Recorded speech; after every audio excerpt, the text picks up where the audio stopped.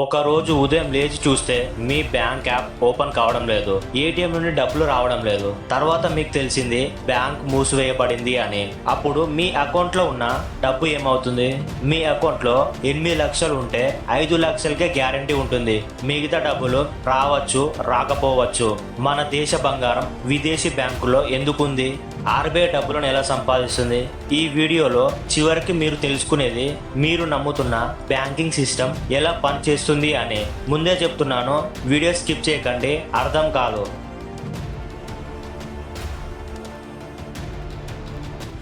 మన దేశంలో ఉన్న బ్యాంక్స్ అన్నిటికీ బాస్ ఎవరు?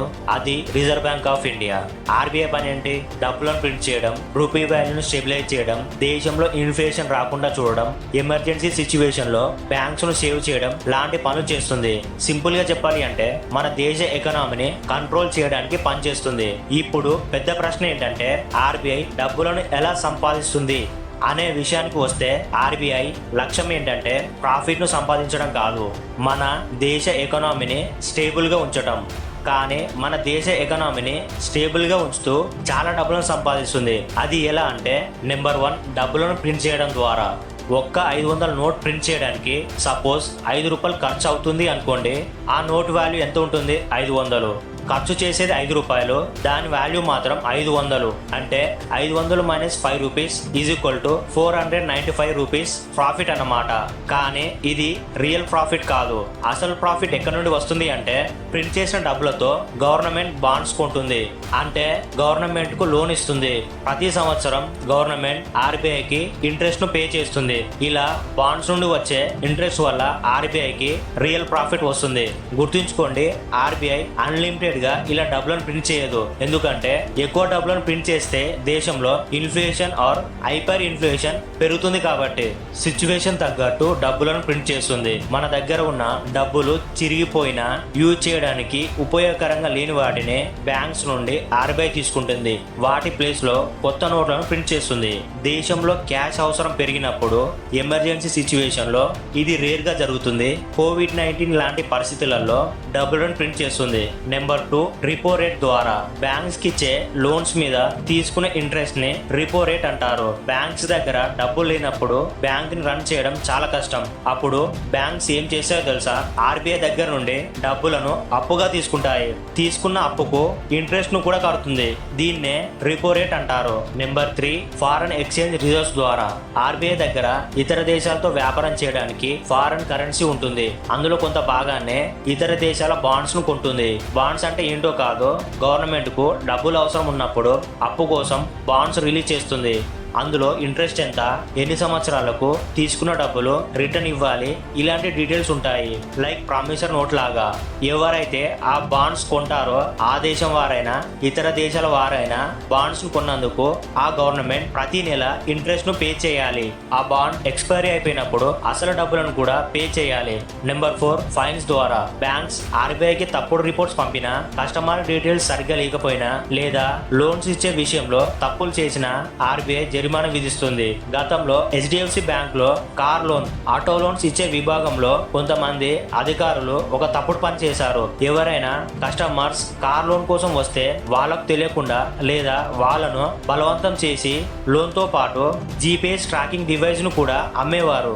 చాలా మంది కస్టమర్లకు తాము ఈ జీపీఎస్ డివైస్ కొంటున్నామనే విషయమే తెలియదు. లోన్స్ పేపర్స్ మొత్తం సైన్ అయిపోయాక చివర్లో చెక్ చేసుకుంటే గానీ ఈ విషయం తెలిసేది కాదు. అంటే కార్ లోన్ లో జీపీఎస్ డివైస్ బిల్లును కూడా కలిపేవారు. బ్యాంకింగ్ రెగ్యులేషన్ యాక్ట్ ప్రకారం బ్యాంక్స్ కేవలం బ్యాంకింగ్ వ్యాపారం మాత్రమే చేయాలి. కస్టమర్లను బలవంతం చేసి వేరే కంపెనీల వస్తువులను, నాన్ ఫైనాన్షియల్ ప్రొడక్ట్స్ అమ్మకూడదు. ఇది చట్ట విరుద్ధం. ఈ స్కామ్ గురించి ఆర్బీఐకి తెలిసింది. ఆర్బీఐ వెంటనే రంగంలోకి దిగి హెచ్డిఎఫ్సి బ్యాంక్ ఆటో లోన్ రికార్డులను చెక్ చేసింది. ఈ స్కామ్ నిజమే అని తేలింది. ఆర్బీఐ రూల్స్ బ్రేక్ చేసినందుకు ఆర్బీఐ ఈ స్కామ్ లో ఉన్న వ్యక్తులను ఉద్యోగం నుండి తొలగించింది. తప్పు చిన్నదైతే అయితే లక్షల్లో ఉంటుంది. అదే తప్పు పెద్దదైతే కోట్లలో ఫైన్ ఉంటుంది. ఇది కూడా ఆర్బీఐ సంపాదనలో ఒక భాగమే. కానీ ఆర్బీఐ దీన్ని లాభం కోసం చేయదు. బ్యాంక్స్ రూల్స్ పాటించే విధంగా ప్రజల డబ్బు సేఫ్ గా ఉంచడానికి మాత్రమే ఈ ఫైన్ వేస్తుంది. ఇలా చాలా రకాలుగా ఆర్బీఐ డబ్బులను సంపాదిస్తుంది.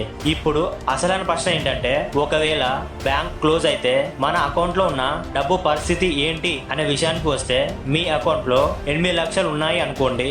సడన్ గా బ్యాంక్ క్లోజ్ అయితే మీ అకౌంట్ లో ఉన్న డబ్బుల విషయంలో పూర్తి బాధ్యత రిజర్వ్ బ్యాంక్ ఆఫ్ ఇండియాకి చెందిన deposit insurance and credit guarantee corporation తీసుకుంటుంది. మీది సేవింగ్ అకౌంట్ అయినా, fixed deposit FD, recurring deposit RD, current account అయినా 5 లక్షల ఇన్సూరెన్స్ మాత్రమే వస్తుంది. మీరు సేవింగ్ అకౌంట్ లో 3 లక్షలు దాచారు, రాత్రికే బ్యాంక్ క్లోజ్ అయింది. మీ బ్యాంక్ అకౌంట్ లో 5 లక్షల కంటే ఎక్కువ లేదు కాబట్టి 3 లక్షలు రిటర్న్ వస్తాయి. అదే మీ అకౌంట్ లో 8 లక్షలు ఉంటే రిటర్న్ వచ్చేది కేవలం 5 లక్షలు మాత్రమే. 5 లక్షలకే గ్యారంటీ ఉంటుంది. మిగతా డబ్బులు వస్తే వస్తాయి, లేకపోతే రావు. ఈ మాటలు వినగానే భయపడవలసిన అవసరం లేదు. ఎందుకంటే బ్యాంక్స్ అనేవి వెంటనే క్లోజ్ కావు. బ్యాంక్స్ అన్నిటిని కంట్రోల్ చేసేది ఆర్బీఐ. ఏదైనా బ్యాంక్ క్లోజ్ అయ్యే పరిస్థితికి వస్తే సిచ్యువేషన్ కంట్రోల్ చేయడానికి చూస్తుంది ఆర్బీఐ. ఆ బ్యాంకుకు ఎమర్జెన్సీ ఫండ్ ఇస్తుంది. దాంతో పాటు బ్యాంకుకు కొన్ని రూల్స్ పెడుతుంది. అయినా కూడా ఆ బ్యాంక్ సిచ్యువేషన్ స్టేబుల్ గా లేకపోతే అదర్ బ్యాంక్ లో మర్జ్ చేస్తుంది. గతంలో లక్ష్మీ వికాస్ బ్యాంక్ నష్టాల్లో ఉన్నప్పుడు ఆర్బీఐ దీనిని డిబిఎస్ బ్యాంక్ లో మర్జ్ చేసింది. 2004లో గ్లోబల్ ట్రస్ట్ బ్యాంక్ ను కూడా ఓరియంటల్ బ్యాంక్ ఆఫ్ కామర్స్ లో కలిపింది. ఇలా పబ్లిక్ పానిక్ ని తగ్గించే విధంగా చేస్తుంది ఆర్బీఐ.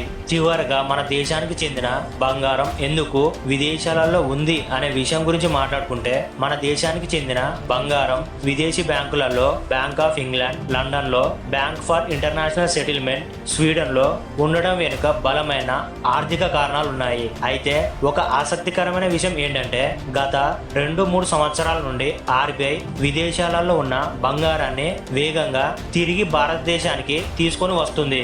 అసలు బంగారాన్ని విదేశాలలో ఎందుకు పెట్టారు, ఇప్పుడు ఎందుకు వెనక్కు తీసుకొని వస్తున్నారు అనే విషయం గురించి మాట్లాడుకుంటే, 1991లో భారతదేశం దగ్గర విదేశీ వస్తువులను కొనడానికి డబ్బులు లేవు.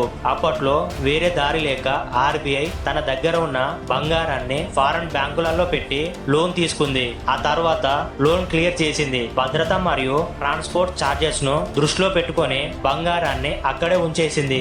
ఒకప్పుడు అన్ని టన్నుల బంగారాన్ని దాచడానికి మన దగ్గర హైటెక్ వాల్ట్స్ లేవు. కానీ ఇప్పుడు ఆర్బీఐ ముంబై, నాగ్పూర్ లో అడ్వాన్స్ టెక్నాలజీని ఉపయోగించి హై సెక్యూరిటీ వాల్ట్స్ ను నిర్మించింది. 2025 మరియు 2026 రికార్డ్స్ ప్రకారం ఆర్బీఐ 100 టన్నుల బంగారాన్ని విదేశాల నుండి ఇండియాకు రిటర్న్ తీసుకుని వచ్చింది. ఆర్బీఐ దగ్గర ఉన్న మొత్తం బంగారంలో సుమారు 75% బంగారం మన దేశంలోనే సేఫ్ గా ఉంది. కొంత భాగం మాత్రమే ఫారెన్ బ్యాంకులలో ఉంది. ఇక ఫైనల్ గా చెప్పేది ఏంటంటే, ఆర్బీఐ డబ్బులను ఎలా సంపాదిస్తుంది, బ్యాంక్స్ క్లోజ్ అయితే అకౌంట్ లో ఉన్న డబ్బుల పరిస్థితి ఏంటి, మన బంగారం ఎందుకు విదేశాలలో ఉంది, ఇలాంటి ప్రశ్నలకు మీకు సమాధానం దొరికింది అని అనుకుంటున్నాను. ఈ వీడియో నచ్చితే లైక్ చేయండి. మీకు ఎలాంటి డౌట్ ఉన్నా కామెంట్ చేయండి. సబ్స్క్రైబ్ చేసుకోవడం మాత్రం మర్చిపోకండి. నెక్స్ట్ వీడియోలో మళ్ళీ కలుసుకుందాం.